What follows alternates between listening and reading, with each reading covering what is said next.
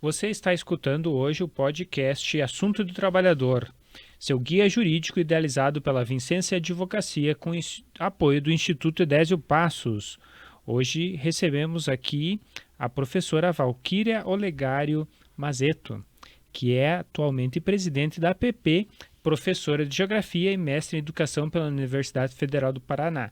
Trabalhou na rede municipal e estadual Engenheiro Beltrão e Campo Mourão, onde foi diretora de escola. Obrigado pela sua disponibilidade de tempo aqui para nós falarmos um assunto tão primordial para os dias atuais e também para o futuro, digamos, da nossa sociedade. Sobre o fim da profissão dos professores. É possível? Não é? Como é que nós estamos nessa realidade? Mas primeiro eu gostaria de sua saudação inicial e já respondendo à primeira pergunta, quem é Valquíria por trás do currículo? Primeiro eu quero agradecer, Ronilson, pela possibilidade da gente estar conversando nesse podcast tão importante, que atinge aí um grande público, né, e com uma pauta diversificada. Então, trazer esse debate, principalmente do futuro da profissão docente, é bastante importante porque nós estamos tendo aí um apagão no país, né, no quesito profissional. Mas vou responder sua primeira pergunta, né, quem sou eu atrás deste currículo? Eu sou uma moradora do interior, filha de trabalhadores e trabalhadoras, e que só teve acesso à escolarização e à profissão pela escola pública. Eu começo qualificando esse espaço porque eu venho literalmente do interior, eu venho de um distrito do município de Engenheiro Beltrão, que é um distrito de Ivailândia, que fica ali próximo ao rio Ivaí, por isso o nome, né? Muito pequeno, e que a perspectiva de escolarização das pessoas, até um tempo atrás, era bastante limitado, porque você obrigatoriamente tem que sair da sua cidade para poder continuar a sua escolarização. Então, isso tem muito a dizer da profissão que se escolhe, né? Por que é que a gente vai para essa profissão, principalmente a profissão docente, né? Eu sou professora. E aí, como é que a gente galga também e acaba chegando em espaços como esse hoje, por exemplo, da presidência, né, do maior sindicato que a gente tem aqui no estado do Paraná, um sindicato de uma força importante, com 77 anos de história aqui no estado. Então, é de uma trajetória aí de luta na defesa da escola pública. Você está escutando o podcast Assunto do Trabalhador. Hoje nós falamos sobre a profissão dos professores, das professoras, que é a grande maioria hoje na educação brasileira. Valquíria, com a crescente desinteresse pela carreira do professor, do docente, como que o sindicato e a sociedade estão agindo para revitalizar esta profissão e torná-la mais atraente para as novas gerações? Afinal de contas, é uma profissão fundamental. Todos passamos pelos professores. Com certeza. Essa é uma boa pergunta, Ronilson, porque assim, para respondê-la, a gente precisa entender um pouco de como a estrutura da sociedade também foi se alterando ao longo dos anos. Se a gente pensar quem eram os professores nos primórdios da educação no Brasil, a minha orientadora de mestrado diz, não precisa voltar nos jesuítas, né? Mas vamos pegar aqui da década já de 30, 40, você vai ter no perfil, primeiro, que a educação não era para todos. Então, era para um grupo da alta sociedade, né, os mais abastados economicamente, os que não podiam mandar os seus filhos para o exterior, né, e daí tinha os liceus ou as escolas, mas eram para poucas pessoas. Então, normalmente eram outros profissionais já habilitados em outras áreas, advogados, médicos, ou profissões de renome ou de reconhecimento social que ministravam aulas para este grupo de estudantes seleto. Poucos acessavam a escola. Quando nós temos no Brasil a ampliação da educação ou o acesso da educação a mais pessoas, aos filhos e filhas de trabalhadores, mesmo que ainda só até a primeira, quarta série, que era o que antigamente se chamava, que daí você tinha as escolas rurais, porque essa população em grande parte estava no campo, o Brasil começa a precisar de mão de obra. Precisa de mais professores, porque eu aumento a demanda e o atendimento. Então, o Brasil começa a fazer uma busca desses profissionais na classe trabalhadora. Então, você antes tinha já profissionais liberais ou de algum renome na sociedade que podiam ministrar as aulas, e aí agora você precisa de muita gente para dar aula. Então, vai buscar esse profissional na classe média ou média baixa, mas ainda que tenha acesso à escolarização. Porque essa profissão vai exigir uma formação. Não é qualquer pessoa que pode ser professor. Então, você vai ter um professor que minimamente fez o ensino médio, que depois começam a surgir as escolas normais e a permissão das mulheres em poder, né, estudar e poder trabalhar. É uma das primeiras profissões permitidas que a mulher podia fazer fora do lar, né, porque era uma extensão do cuidado e da educação. Mas você vai buscar isso ainda num grupo restrito de faixa social, porque era aqueles e aquelas que podiam ir ao ensino médio ou cursar um curso de graduação. Né? Ali já na década de 80, 90, nós já vamos ter essa ampliação para outra faixa de trabalhadores, que eu vou dizer assim, por exemplo, o meu público, que são filhos e filhas de trabalhadores, normalmente os primeiros que acessam a universidade, da família, né? Assim, aquela geração que começa a acessar a universidade, e a licenciatura aparece como um curso que era mais adequado, não adequado no termo assim, mais apropriado, mas que era possível fazermos. Né? Você vai ter as faculdades espalhadas pelo estado, ou as pessoas faziam economia, administração, ou alguma licenciatura, que eram os cursos mais comuns, noturno. Então, a gente tinha que aliar o trabalho diurno para poder fazer a licenciatura no noturno, mas isso já era uma ascensão social. Já representava uma ascensão social para uma família que os anteriores tinham vindo da lavoura, não tinham acessado a escolarização. Hoje, a gente tem uma mudança no perfil na sociedade. Eu tenho mais... Por uma série de fatores, de legislações que obrigam a ampliação do acesso à escola, mesmo que hoje ainda é obrigatório só do 4 aos 17, mesmo assim já é uma ampliação de faixa etária e de atendimento. Então, no Brasil, a educação básica, pelo menos até o 9º ano hoje, ela é quase que universal, né? Quase porque não é 100%, mas está lá em 98%, 94% de atendimento. No ensino médio, que esse percentual reduz, mas mesmo assim uma grande parte está ali. Então, você vai ter tanto uma demanda de maior número de profissionais, quanto mais filhos e filhas de trabalhador, o maior número, acessando uma escolarização maior e podendo ir à universidade. Né? Seja pelas políticas públicas que a gente tem de acesso à universidade, uma série de incentivos há. Então, hoje, a geração de jovens que acessam a universidade, se ele tiver que escolher entre uma licenciatura e um outro curso que dá a ele uma outra profissão com maior possibilidade de remuneração, ele vai acessar um outro curso. A licenciatura hoje não é o curso mais fácil do filho do trabalhador e da trabalhadora acessar na universidade. Hoje ele consegue acessar uma grande gama de outros cursos que leva ele a poder escolher. Né? Na minha época, a gente podia escolher entre a licenciatura de tal coisa ou tal coisa. Era sempre licenciatura. Né? Então, e era uma coisa que a gente olhava como resposta rápida para o trabalho. Eu digo, eu terminando, tenho um emprego. Hoje, a garantia do emprego também não é certa, por mais que eu tenha vagas na escola para essa pessoa trabalhar. Mas como os entes públicos, principalmente, que é onde está boa parte do atendimento da educação básica, é feita na rede pública, já o superior não, então você vai ter poucos concursos, que a gente tinha essa coisa de, vou fazer o concurso. Então você tem menos oferta de concurso e uma maior oferta de contrato precário. Então, se eu olho hoje com o que eu quero trabalhar, eu jovem, eu não quero ser um contrato precário numa escola que eu acabei de sair dela.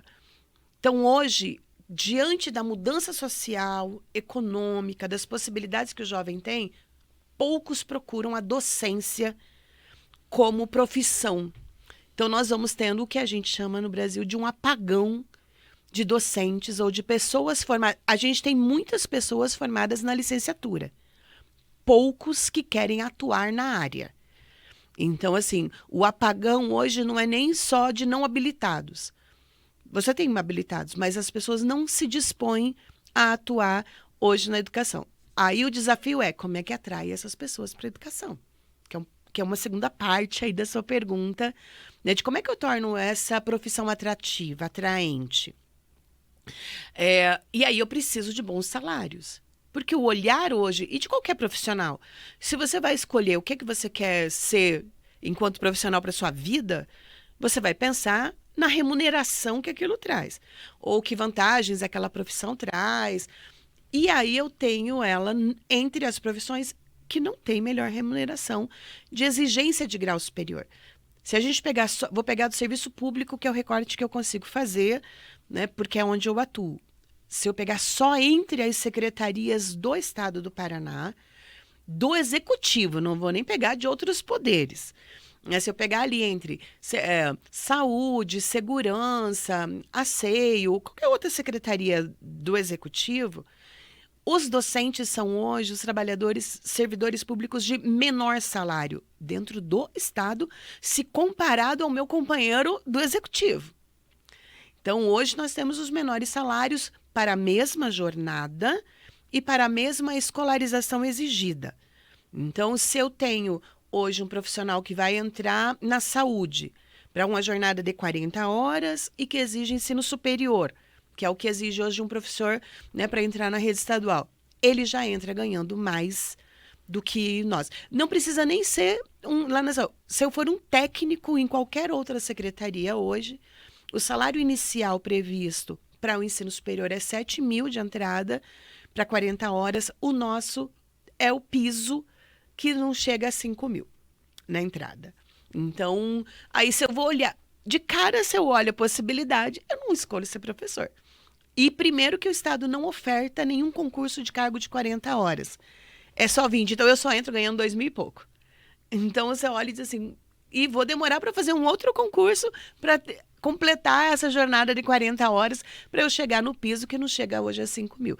Então a gente tem grandes desafios ainda pela frente para manter esta profissão como uma profissão atrativa hoje, porque muda o perfil da população, muda as possibilidades. E aí a carreira docente não é mais hoje a mais atrativa entre as carreiras que a gente tem aí de opções para os jovens escolherem. Certamente. Você está escutando Assunto do Trabalhador, hoje falando sobre a profissão dos professores e das professoras. Um abraço em especial para as professoras de Palmas. Nós estávamos falando anteriormente em off, Valquíria, do analfabetismo brasileiro, né? Eu queria que tu comentasse um pouquinho disso. Eu acabei comentando ali sobre o grau de analfabetismo, porque a gente vai olhar ainda as carências educacionais que o país tem. Né? Assim, o Brasil entra numa rota muito perigosa, que é de ter como parâmetro de qualidade da educação os índices mensurados pelas avaliações de larga escala. Aqui o mais famoso é o IDEB, que acabou de ser publicado. Quando eu persigo um índice que ele não está vinculado a uma garantia de escolarização ou de ampliação dessa escolarização, essa escola vai que mais exclui mais do que inclui. Então, hoje no Paraná, nós temos uma queda drástica no número de matrículas na educação de jovens e adultos, que é a modalidade que atende as pessoas jovens e adultos que não tiveram condição de escolarização no tempo correto. Isso não quer dizer que o Paraná vem superando o analfabetismo e, por isso, cai a busca por essa escolarização. Muito pelo contrário. Como este é um público difícil de você manter na escola, porque é um trabalhador, você tem que ter todo um ajuste de tempo, de horário para que encaixe e que ele venha, porque você tem que resgatá-lo para voltar a terminar a sua escolarização. As políticas que nós temos acabam excluindo este estudante, porque para o Estado ele puxa a nota para baixo do IDEB. Porque o IDEB ele é calculado pela nota que o estudante tira na prova de português ou matemática, as disciplinas que são aferidas pela Prova Brasil, pelo SAEB, e uma outra fórmula que leva em consideração o fluxo escolar. Então, assim, aquela escola ela teve muita reprovação, muita evasão, muita gente desistiu ao longo do ano. Como é que foi isso? Então, essas duas variáveis é que respondem e, no final, dá a nota do IDEB. O Paraná, a nota nas provas que os estudantes têm feito, que mede aí a aprendizagem, não tem alterado grandemente nos últimos anos. Tem se mantido no mesmo padrão. O que é que tem elevado a nota do IDEB? A redução da reprovação, da evasão, então, e aí, por consequência, o aumento do número de terminalidade. Eu tenho um maior número de estudantes que concluem a etapa ou o ano. Mas, para isso, o Estado exclui aquele que tende a alterar esse fluxo. Então, a educação de jovens e adultos é uma que eu não consigo garantir que aquele trabalhador vai terminar, vai ter a conclusão naquele tempo que eu quero. Talvez o tempo dele seja maior. Então, o Estado está, de alguma forma, sempre expulsando aquele que precisaria de um tempo diferenciado. Então, eu tenho um alto índice ainda de analfabetismo no país e no Paraná também. Né? E eu dizia aqui que a gente perde nesse lugar para países que a gente acaba fazendo piadas, achando que eles são, né, menos avançados que o Brasil, aqui da própria América Latina, assim, o Paraguai, a Argentina, o Chile, todos esses países, o Uruguai, superaram o analfabetismo na década de 70. Então, assim, a grande maioria deles nem fala em analfabetismo. Isso é uma coisa que já está superada há muitos anos. Não tem essa coisa da distorção idade série. Tem lá um analfabeto, outro tem, porque para considerar superação, tem sempre um percentual, né, ali, uma margenzinha que você nunca vai atingir 100% da população. Mas não como nós. Da América Latina, o país que mais tem analfabetismo é o Brasil. Então, assim, nós temos grandes desafios. Porque daí, assim, eu tenho uma oferta de escolarização. Isso também impacta quando eu vou fazer a escolha da profissão.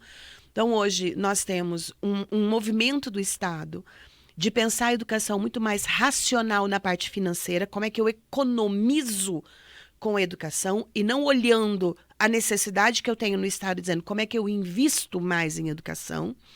E aí eu vou ter fechamento de salas, fechamento de escolas. Por exemplo, fechou-se basicamente quase todas as escolas rurais que a gente tinha, que é a escola do campo.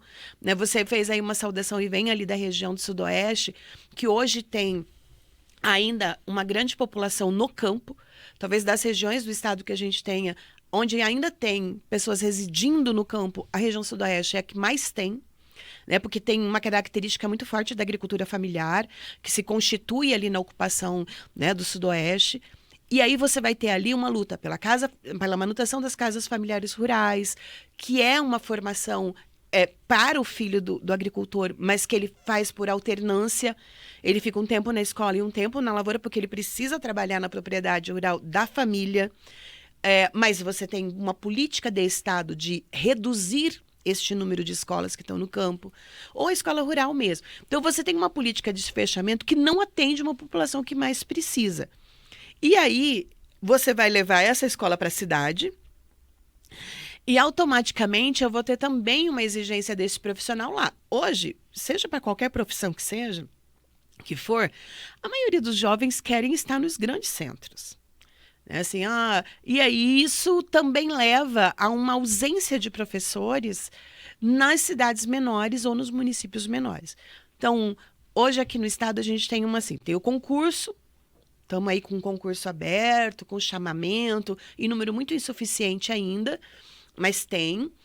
Mas o estado hoje tem quase metade da rede em contratos temporários, que é o contrato precário.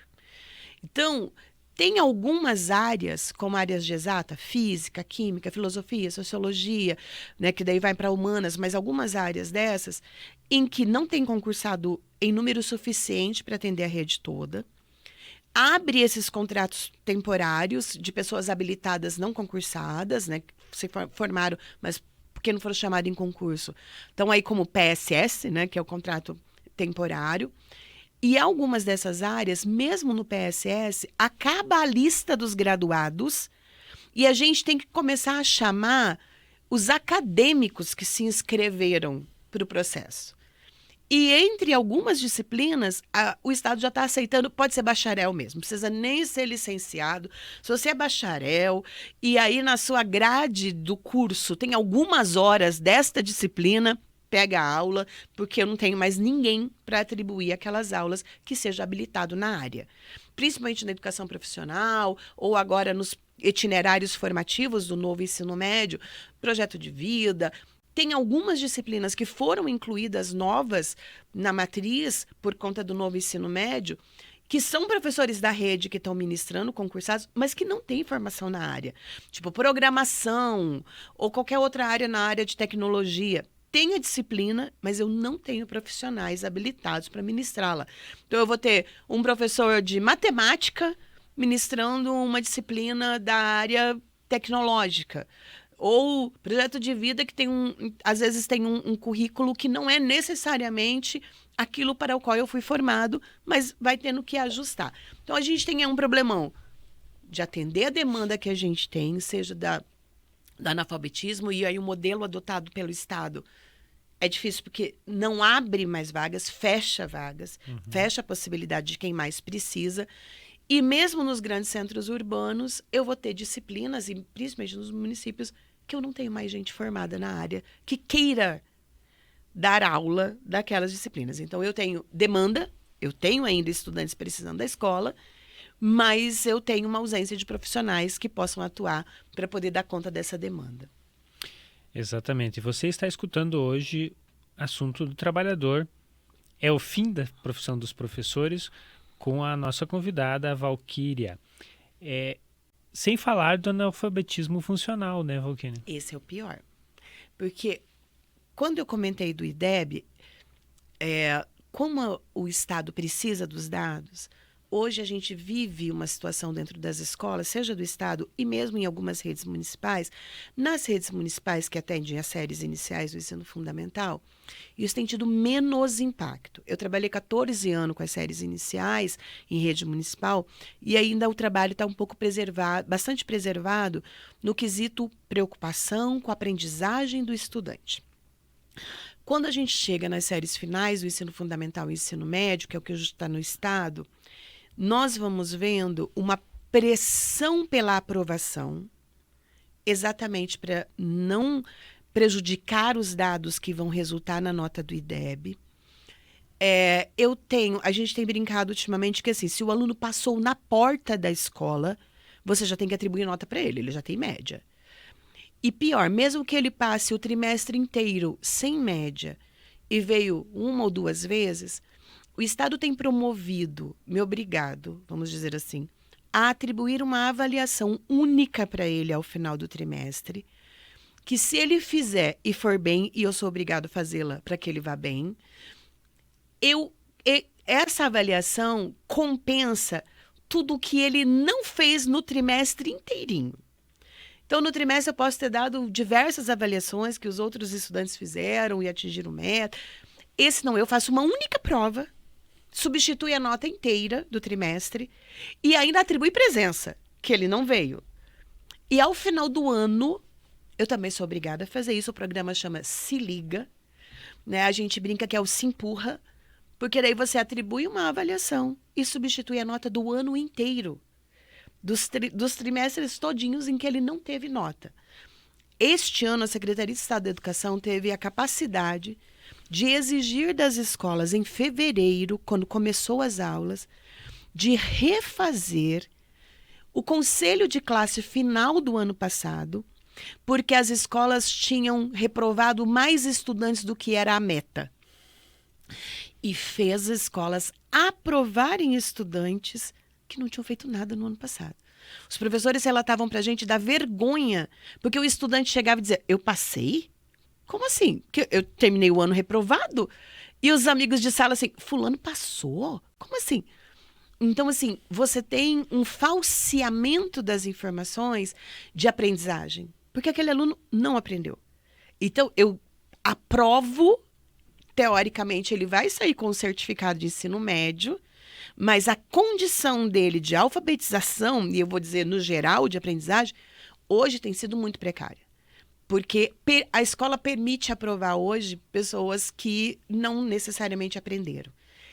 Isso, para além do fator de produzir uma geração de analfabeto funcional, você gera no profissional da educação uma frustração diante do seu trabalho, que é o que tem gerado um adoecimento hoje da nossa categoria. Hoje, se eu pegar o maior índice de adoecimento na nossa categoria, ele está ligado a doenças psicológicas e emocionais. Porque você vai para a escola hoje, as pessoas olham para a gente com essa sensação de, cara, eu perdi literalmente o domínio do meu conteúdo ou turma. Porque ainda bem que na rede o número de estudantes que não querem estudar, que estão lá porque são obrigados, é muito menor do que aqueles que vão realmente para estudar. Porque senão aí assim a gente já não teria mais escola funcionando. Porque não tinha gente para trabalhar porque está todo mundo adoecido. Mas mesmo a pressão, mesmo sobre os estudantes que estão lá, que fazem, não correspondem. Sim, eu sempre brinco que assim, tem estudantes que o 6 dele, o 7 dele é um 10 para a gente. Porque da forma como ele iniciou o processo de aprendizagem dele, quando ele chega a um 6, a um 7, gente, aquilo para ele progrediu 200, 300% na aprendizagem dele. Enquanto que para outros, um 9, um 10, porque ele não tem dificuldade de aprendizagem, é tranquilo de fazer. Então, eu não posso medir a aprendizagem do estudante só pela nota, mas a CED mede pela nota. E aí eu tenho um adoecimento da nossa categoria hoje nessa frustração do seu trabalho. Nós estamos tendo agora uma nomeação de novos concursados. Nós temos um grande número também de pessoas desistindo. Ele chega lá, assume o concurso, entra em sala e diz, é isso? Muito obrigada, estou indo embora. E exonera o concurso. Coisa que era impensável há alguns anos atrás, que alguém passaria num concurso público e exoneraria já de imediato, sem terminar a estágio probatório. Por conta de que tem mais opção, e ele diz, não, se é para me prestar a fazer isso, eu não quero isso aqui. Vou adoecer por esse salário, não compensa. Então, a gente tem hoje uma dificuldade, sim, nas escolas, seja da profissão, de exercer a profissão, mas também de atrair profissionais, porque a forma como as pessoas estão olhando hoje a escola, os governantes, para poder, nessa disputa desse ranking de primeiro lugar de DEB, segundo lugar de DEB, porque daí não é a qualidade da educação que está sendo mensurada, é a educação como mercadoria. Porque se eu tenho a melhor educação do país, eu vendo ela no mercado educacional, no mercado de ações, mais caro do que vem de um outro estado que não está neste ranking do IDEB. Que situação. A gente vai abrindo aqui um monte de janela. Você me faz uma pergunta e eu respondo 10 assuntos diferentes. Hoje em dia é um bônus ser aluno ruim, então. Sim. Hoje, infelizmente, a gente diz isso. Se antes a gente tinha aquele estudante, né, que você tinha um apoio da família e chamava e dizia, gente, porque vamos dizer, é a minoria, mas sempre tem aquele ou aquela que não leva a sério, tá ali porque é obrigado. Então, todo o estímulo que a gente tinha, ou ferramentas que a gente tinha, de uma certa pressão com a família, uma certa pressão dessa criança para ela levar a sério a escolarização, nós perdemos esses instrumentos hoje. Então, assim, a gente tem o bom estudante, porque a maioria é bom mesmo. Porque se ele for comparar com o outro que não faz nada em sala no trimestre inteiro, não tem por que ele fazer. Porque o outro vai ser aprovado como ele do mesmo jeito. E se eu reprová-lo no final do ano, o Estado me obriga no ano que vem rever a minha posição e aprovar aquele estudante que não fez nada. Para poder não baixar os índices de aprovação. O Estado fechou com 97% de índice de aprovação. Que rede que aprova 97% dos seus estudantes? Não existe. Mas é assim. E pior, ele exclui o estudante que realmente, por exemplo, está faltando muito. Na data do censo, a gente tem ali sempre, todo ano, o censo escolar faz a coleta dos dados. No mês anterior ao censo, o Estado tira do sistema os estudantes faltosos. Antes ele lançava um código que chamava sem frequência, mas ao lançar esse código, essa matrícula desaparece do sistema. No final do ano passado, início desse ano, a orientação foi de dar transferência para esses estudantes. Antes, na rede, a gente atribui uma transferência, eu vou transferir o seu filho, se você vem aqui e fala, eu quero transferir meu filho, e ele vai para onde? Eu tinha que deixar no sistema indicado para que escola ele ia. Hoje não, a SED diz, faz transferência. As escolas estão com as gavetas cheias de transferências que não foram para lugar nenhum. Esse estudante simplesmente saiu desta escola e não entrou em nenhuma outra. Ele desaparece da rede. Então, eu não tenho na rede hoje alunos faltosos, desistentes, né, abandono. Todos esses índices reduziram drasticamente porque eu vou encontrando formas de burlar o sistema, porque daí o sistema, óbvio, só lê quem está na rede, só lê quem tem frequência, porque eu sou obrigada a pôr, só lê quem tem nota, porque eu sou obrigada a colocar. Quem sobrou e eu vou ter que atribuir nota a ele e frequência. Então, a rede hoje está com alto índice de frequência. Nós temos premiação e bonificação para a direção de escola que bate as metas.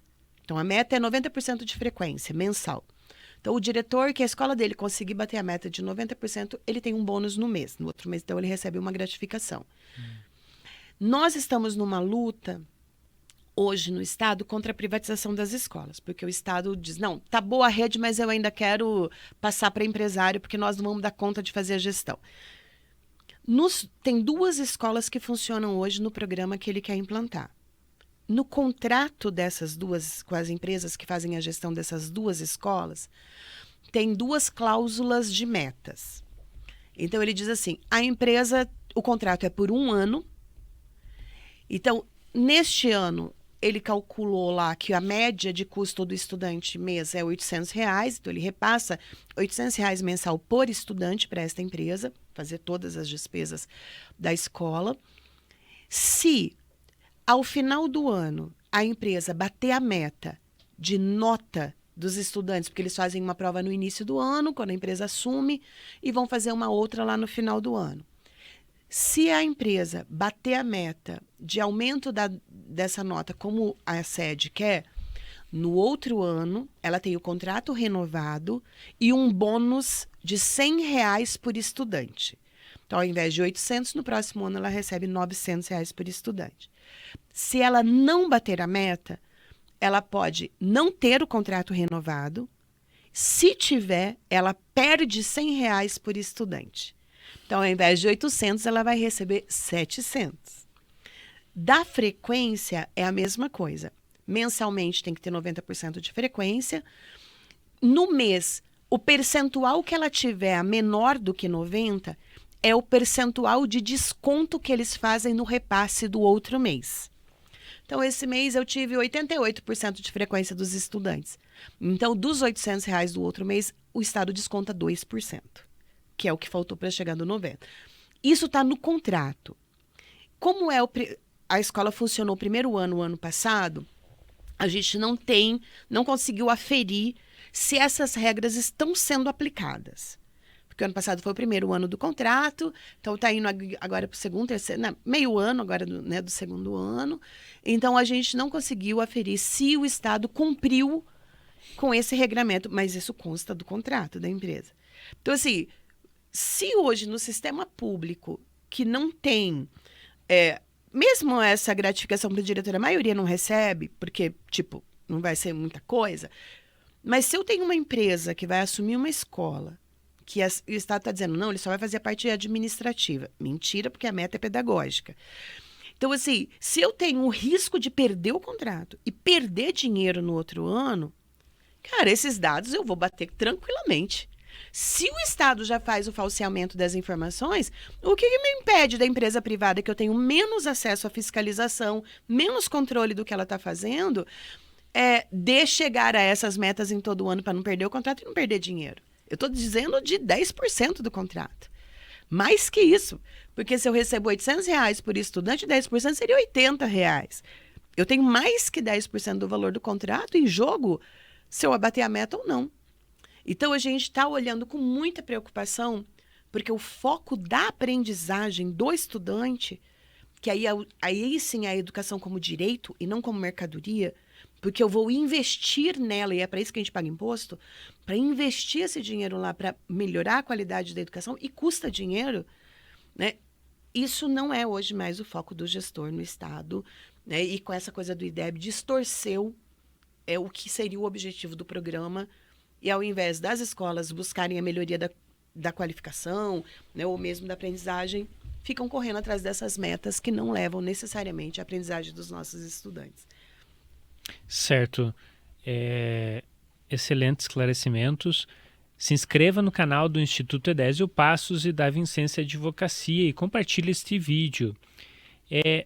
Falando sobre a venda das escolas, já que tu tocou nesse assunto, Valquíria, fizemos algumas postagens, inclusive, e o pessoal dizendo, não, mas não é privatização isso. Eu queria que tu comentasse um pouquinho disso. Eu falo que, assim, para entender o conceito, né, a gente até teve uma situação hilária nessa situação, porque quando terminou a greve, o Estado tinha feito uma série de ações judiciais e tal, que o Tribunal de Justiça, né, botou Estado e APP, cada um de lá, senta aqui, vamos tentar resolver isso aqui numa mediação, sem ter que eu julgar todos esses pedidos por aqui. E aí entrou o Estado nos acusando, não, porque o sindicato está dizendo que a gente está vendendo a escola, que é privatização, isso não é assim. Aí o desembargador que estava lá falou, vamos fazer assim, nós não vamos entrar no debate da se é privatização, se é venda, se é terceirização, se é cessão, porque isso entra numa concepção de Estado. Se o Estado é liberal ou se o Estado é capitalista. Então, acho que essa é a premissa. Assim, a gente precisa... Eu sempre digo assim, para que serve o dinheiro do Estado? Essa é sempre a pergunta inicial que a gente precisa fazer para entender as relações e os negócios que o Estado faz. Então, assim, eu sou lá a população, estou pagando o meu imposto, ele vem todinho para o caixa do Estado. O que faz com esse... O que o gestor daquele momento faz com o dinheiro do Estado? Então, assim, ele olha e diz assim, esse dinheiro aqui vai servir para quê?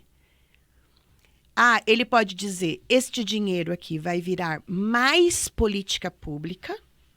Então, não, eu vou atender a população, porque a população precisa do Estado, porque a maioria não tem condição de pagar um plano de saúde privado, uma escola privada, então eu preciso ter uma saúde de qualidade, eu preciso oferta pública, de graça não que a gente já pagou, né? Mas assim, vamos dizer, a hora que eu vou usar lá, não preciso pagar de novo aquele serviço.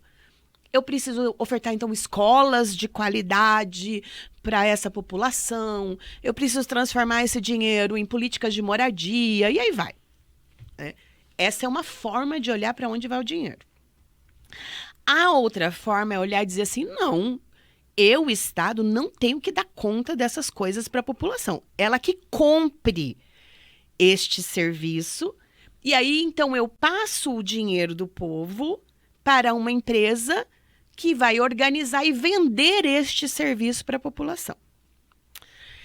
Algumas empresas ganham dinheiro, não necessariamente fazendo a venda final, como é a educação, assim, eu quero que o pai pague. A escola privada ganha dinheiro assim, o pai paga a educação mensalmente e é assim que ela lucra.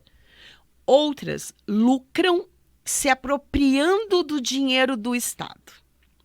E não precisa necessariamente cobrar da população o serviço final. Que é o caso dessas duas escolas que a gente tem hoje. Os pais estão pagando mensalidade? Ainda não. Porque nós tentamos aprovar na lei uma emenda que proibia que essas empresas fizessem qualquer tipo de cobrança da comunidade e o Estado não aceitou. Não passou essa emenda quando o projeto de lei estava sendo discutido na Alep. Isso quer dizer, não está cobrando agora, mas nada impede que cobre no futuro. Mas como é que essas empresas estão ganhando dinheiro, então? Porque elas estão recebendo do Estado o nosso dinheiro para fazer a gestão que o Estado poderia fazer bem mais em conta. Então, claro, elas estão ganhando o nosso dinheiro ali. Elas vão se apropriando desse dinheiro que deveria estar sendo disponibilizado lá. Nenhuma empresa faz um negócio para ter prejuízo. Empresa quer lucro. Então, ela vai ter lucro de alguma forma. Então, o nosso dinheiro vai virar uma parte dele lucro para a empresa. Senão, ela não ia estar lá. ela ia fazer qualquer outra coisa. Então, para esse, o lugar do dinheiro público, para nós ele indica se aquele serviço é um serviço público, ofertado pelo Estado, e ele está fazendo o gerenciamento, então todo o meu dinheiro está indo para lá, ou se ele está passando esse dinheiro para uma empresa fazer o serviço, e essa empresa está ganhando dinheiro sobre o meu dinheiro. Então, é privatizar. Eu terceirizei, eu passei por uma empresa privada fazer o serviço para mim e não estou fazendo ele na forma pública. O Estado está dizendo, não estou privatizando, eu estou terceirizando. Eu passo para um terceiro fazer isto. Ora, o terceiro é uma empresa privada com fins lucrativos. Então, privatizou. Pior, a empresa não vai fazer só a gestão da escola. Ela vai poder contratar o professor, que não é mais um servidor público. Ela vai contratar alguém lá. Por exemplo, eu sou servidora de carreira, concursada. Então, o meu salário já não é mais o salário inicial da tabela, porque eu tenho uma carreira. Eu estou em algum outro lugar da tabela e o meu salário é um pouquinho maior do que o inicial. A empresa não vai me querer lá. Porque se o Estado pagar o meu salário, o Estado vai descontar do repasse dela. Então, ela pode me tirar desta escola e dizer, não, o Estado me deu dinheiro inteirinho aqui e eu contrato quem eu quiser pelo salário inicial obrigatório por lei. Então, é mais barato ela contratar um professor, que ela contrata quem ela quiser, manda embora a hora que ela quiser. E aí tem um problema grave. Hoje a gente estava discutindo numa reunião com outros servidores de outras secretarias, que é bastante importante da população saber, assim, nós, servidores públicos, temos uma coisa chamada fé pública. Então, eu faço um concurso, eu assino um documento, eu tenho uma portaria de nomeação e todas as informações das pessoas que eu lido com elas, porque eu tenho acesso, porque eu sou uma servidora pública, isso é da saúde, isso é da segurança, isso é de qualquer secretaria. E você é advogado, sabe muito bem disso. Eu não posso, por profissão, né, de fé, eu não posso fazer uso dessa informação para fora. Se eu fizer, eu sou penalizada. A pessoa terceirizada, não necessariamente. Ela não tem fé pública. Primeiro, ela não tem fé pública. Segundo, ela não tem responsabilidade nenhuma com isso. Se ela vazar uma informação qualquer das pessoas ou fizer qualquer coisa, no máximo ela vai ser mandada embora. Quem vai responder por aquilo vai continuar sendo o Estado, mas não um servidor público. Alguém fez, mas não é um servidor público. Então, assim, tem N elementos que nos colocam a questionar essa terceirização. Para nós, o central é dinheiro público precisa ser inteiro investido no serviço público. Se eu tenho possibilidade de que uma fatia dele vire lucro para alguém vai ganhar dinheiro em cima do meu dinheiro, então é sinal de que o Estado pode pegar aquela fatia e reinvestir na escola pública. Necessidade a gente tem de monte. Então, assim, vamos lá, vamos conversar então. O que precisa melhorar? Estamos dispostos a. Mas não dá para eu dizer que o Estado não faz gestão das escolas bem. Aliás, o Paraná faz gestão das escolas públicas desde sempre. Este governador é que diz, nós não vamos dar conta e eu quero passar para alguém. Se ele acha que ele não vai dar conta, sai e bota outro lá que dê conta. Porque o Estado sempre fez essa gestão. Nunca precisou passar para uma empresa privada para fazer. É compreensão deste gestor que está agora. Só que o que ele fizer agora a gente carrega como consequência para muitos anos depois como política no estado do Paraná. Exatamente. Você está escutando o assunto de trabalhador. Hoje nós falamos sobre a profissão dos professores. Valquíria, já rolou alguma coisa? Como é que estão essas duas escolas hoje que estão nesse sistema? Já houve substituição desses professores? Já. Infelizmente já. Eu vou até abrir aqui, vou pedir uma licença a você, porque a gente tem esses números, mas eu não vou lembrá-los todos de cabeça. Já assim, mesmo que seja um único ano de funcionamento da escola, nós tivemos, no final do ano passado, basicamente a saída de grande parte dos professores que eram concursados. Eles saem por pressão, por assédio e pedem remoção para outra escola. Hoje, o quadro dessas escolas, considerando que no início de 2023, quando a empresa assumiu, todos os profissionais que estavam lá eram profissionais ligados ao Estado, sejam ele concursado ou mesmo contrato PSS, mas tinha vínculo com o Estado. Hoje, no Anita Canê, a gente tem 26 professores que são concursados e 76 que são já contratados via CLT pela empresa. No Aníbal Cury, a gente tem 31 professores concursados e 68 professores já contratados direto pela empresa, que não são mais servidores públicos. Então, assim, desse número, muitos professores, mesmo que foram contratados via CLT, já foram demitidos e substituídos. Então, assim, você tem ali quase que 1/3 hoje que é servidor público e a grande maioria já não é mais professor da rede, e sim já professor contratado pela empresa. Então, há um desnível imenso num primeiro ano de funcionamento. Porque, como eu disse, o professor contratado pela empresa ele é mais barato. Uhum. E ele não tem nenhum direito de carreira que a gente tem enquanto servidor.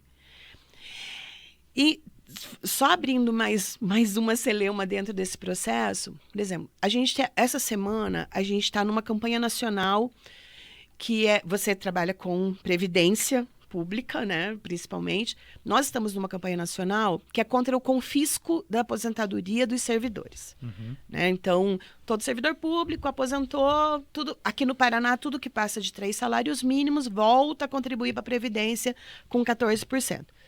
A justificativa é que os fundos de previdências hoje já não são mais, né, não tem vida útil para cobrir as aposentadorias a longo prazo. Com essa formulação, isso também impacta o fundo de previdência. Uhum. Hoje, o contrato temporário, que é o PSS, que de professores a gente tem quase metade da rede, contribui para o INSS. Só o professor concursado e o funcionário concursado é que contribui para o fundo de previdência própria do Estado. Se eu vou tendo uma substituição na rede de professores concursados, conforme eu vou me aposentando, eu vou contratando, seja via CLT ou PSS, não abre o concurso público, nem o CLT, nem o PSS contribui para o Fundo Público de Previdência. Vai contribuir todos para o INSS. E cada vez mais eu vou ter uma defasagem no meu fundo, o que obriga, se isso não revertido, que tantos ativos passarão a ter que contribuir com uma alíquota maior do que o 14% que está hoje, porque o fundo vai faltar dinheiro, quanto a gente corre o risco dessa luta que a gente está fazendo para o aposentado não pagar previdência depois de aposentado, muito pelo contrário, ele vai ter que pagar e pagar uma alíquota maior ainda. Porque não tem entrada. A entrada no fundo diminui, porque esses professores todos que estão hoje trabalhando na rede, uma boa parte dele não contribui para lá, mas eu tenho uma parcela de servidores concursados que vão se aposentar. Então, hoje, mais metade da rede, vamos dizer, é concursado em professor, metade é contrato temporário. Essa metade concursada vai se aposentar um dia. Vai demorar, né? Conforme muda a regra, cada vez mais longe fica a aposentadoria. Mas eu vou me aposentar, né? Então, eu corro o risco de, ao me aposentar, depois de me aposentar, eu vou ter que pagar uma alíquota maior ainda, porque o Estado faz uma opção de não ter servidores públicos concursados, e aí eu também tenho um impacto. Então, a gente, assim, essas medidas, elas prejudicam o professor que quer entrar na rede, porque eu não vejo perspectiva de carreira. Então, não é atrativo para mim essa profissão, porque eu vou ficar em contrato temporário até quando? Vou ficar na segurança do trabalho até quando? Mesmo trabalhando no serviço público. Você gera um problema para quem está na rede, porque no caso, por exemplo, dos funcionários de escola nosso, eles entraram num quadro em extinção, e aí a gente tem dificuldade, são 15 mil ainda que estão concursados na rede, mas a gente tem dificuldade de negociar com o Estado uma melhora na carreira deles, porque o Estado olha e diz, esse é um quadro em extinção, e conforme eles vão aposentando, vão saindo, e não quero mexer nesses salários. E você põe em risco também o que vai aposentar. Então, você mexe com as 3 gerações. Quem quer entrar na profissão, quem está e quem vai aposentar dela. Então, não sobra ninguém sem impacto com essas medidas que são tomadas.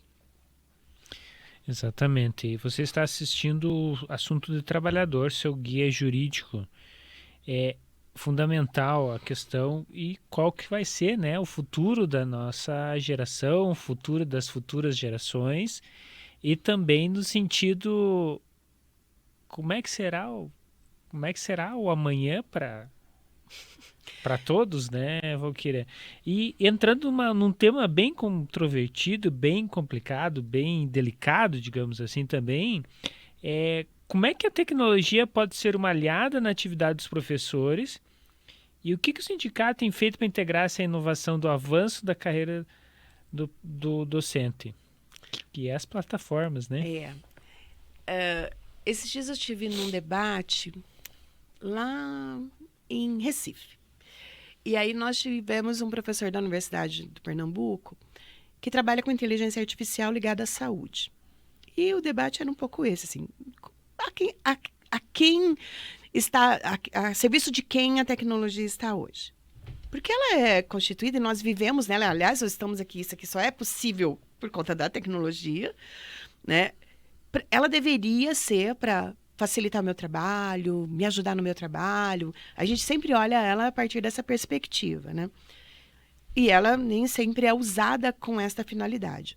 Hoje nós temos aí o título do estado com a rede mais moderna do país, né? Mas, infelizmente, a tecnologia levada para a escola hoje, ela tem sido mais opressora do que libertadora. Então, assim, eu sou obrigada a fazer aquilo porque eu vou gerar números, aquela plataforma sobe no ranking do comércio, então eu posso vender e atribuo o sucesso da educação no Paraná ao uso das plataformas. Então, assim, como é que eu posso vender este modelo em larga escala?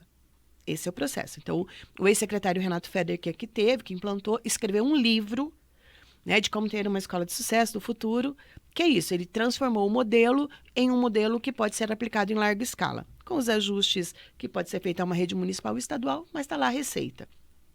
E tudo é atribuído às plataformas ou controle das informações via tecnologia. A gente diz assim, olha, a tecnologia, ela é ótima para nós. Assim, eu não quero voltar a dar uma aula, ministrar uma aula só no giz e saliva e sem mais nada, sem nenhum recurso tecnológico. Né? Hoje a gente tem um livro de chamada online, eu brinco sempre nas escolas, eu é que não quero voltar a fazer o registro da chamada de sala de aula naquele livro em papel, que eu tinha que passar em 10 lugares ao mesmo tempo, e se eu errasse, eu tinha que ficar colando um negocinho, porque eu não podia borrar o livro, que era um registro oficial.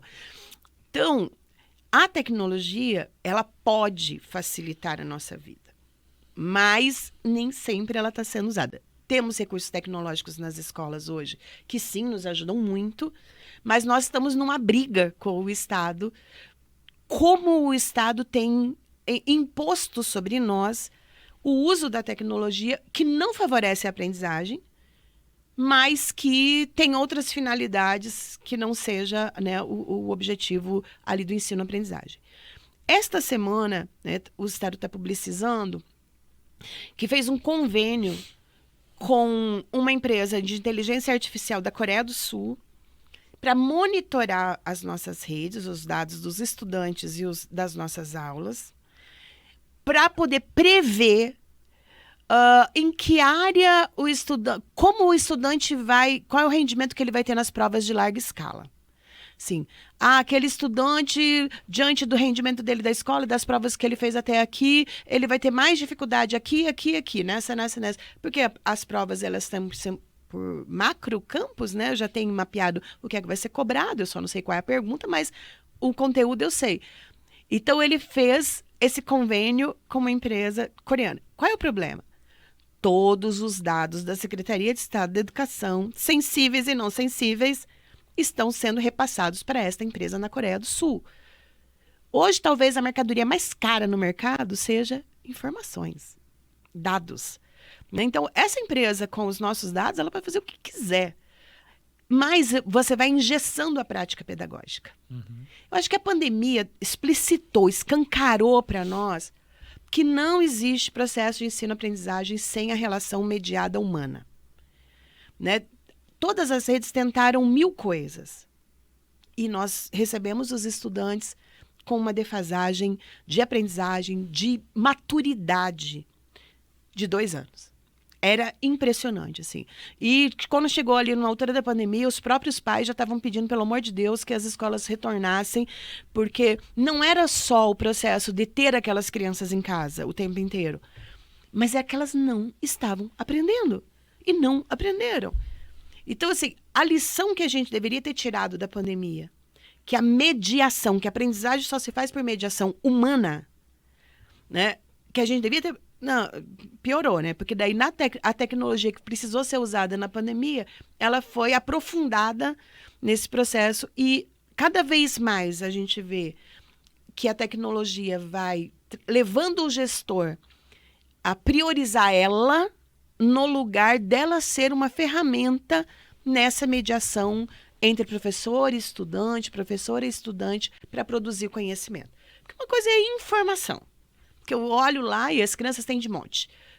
Outra coisa é formação. A formação é diferente da informação.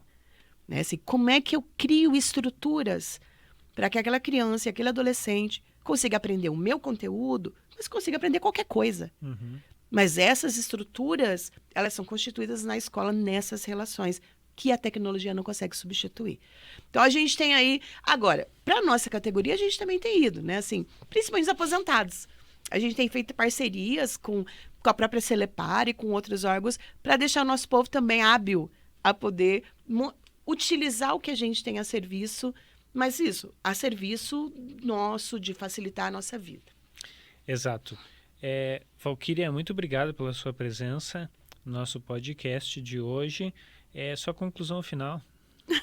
A gente falou de bastante coisa aqui. Eu quero agradecer imensamente o espaço, a oportunidade. Seja meu nome, em nome da PP Sindicato. Acho que esses espaços são bastante importantes e estamos à disposição aí quando precisarmos dialogar. O professor fala demais, a gente falou um montão, mas foi muito bom esse bate-papo com você. Obrigada. Então, tá bom. Você escutou Assunto de Trabalhador hoje sobre o fim da profissão dos professores. Siga os nossos canais e um abraço.